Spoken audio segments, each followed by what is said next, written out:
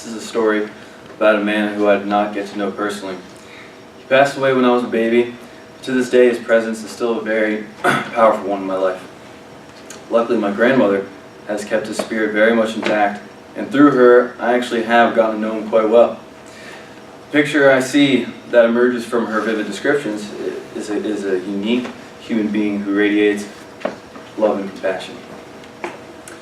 The life of my great-grandfather, Idov Cohen, better known amongst my family as Sabah Idov, Sabah meaning grandfather in Hebrew.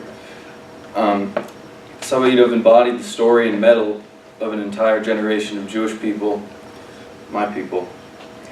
People who were pawns in the hands of horrific historical events, who then rose from the ashes and took charge of their own lives.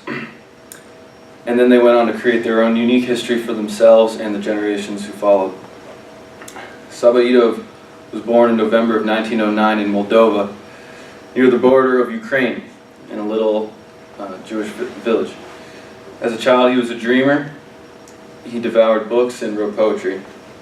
But life growing up in the shtetl was quite hard.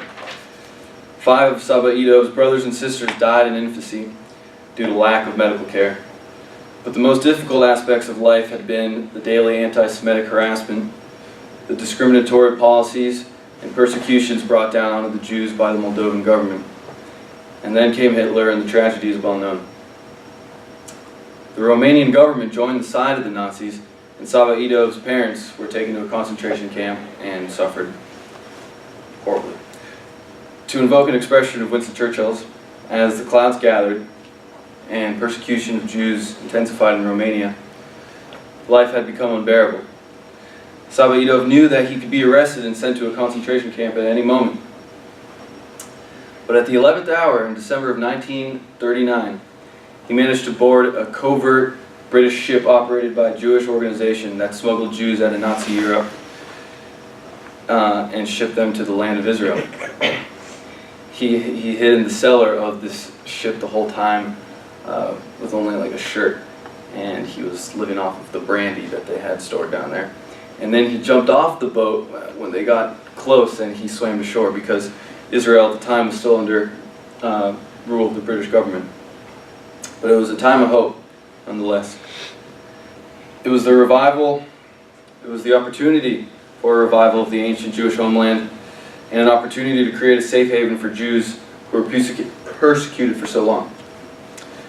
Sabah Idov was unrelenting in being part of this effort.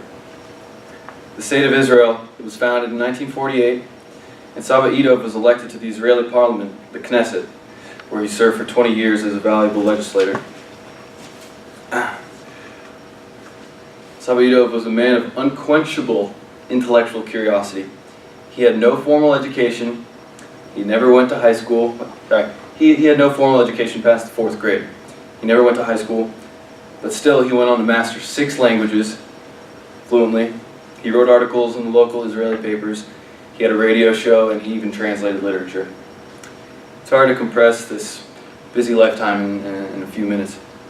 The tangible picture that emerges when I think about him takes me to the kitchen of my grandparents' home in Sunnyvale, California.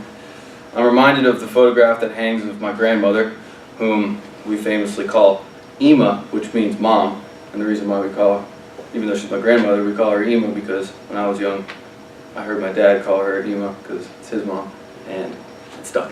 Anyway, in the picture, she's wearing these pants that were, hip and cool back in the 50s, and and together with her is her father, at the top of his game, looking real classy, wearing a smart, he's wearing a smart double-breasted suit with his hands confidently tucked in his pockets. In the picture, they are turned towards one another, smiling. What I'd really like to convey to you is Sabah Idov's profound spiritual legacy. His spirit is embodied in a letter he wrote to his children and grandchildren. He writes, "Indeed, life is not a garden of roses for any of us. On the other hand, though, there are some times when one is fortunate, and this person is blessed with roses. With a few roses of feelings of contentment and fulfillment, not from the person's own garden, but from another person's garden.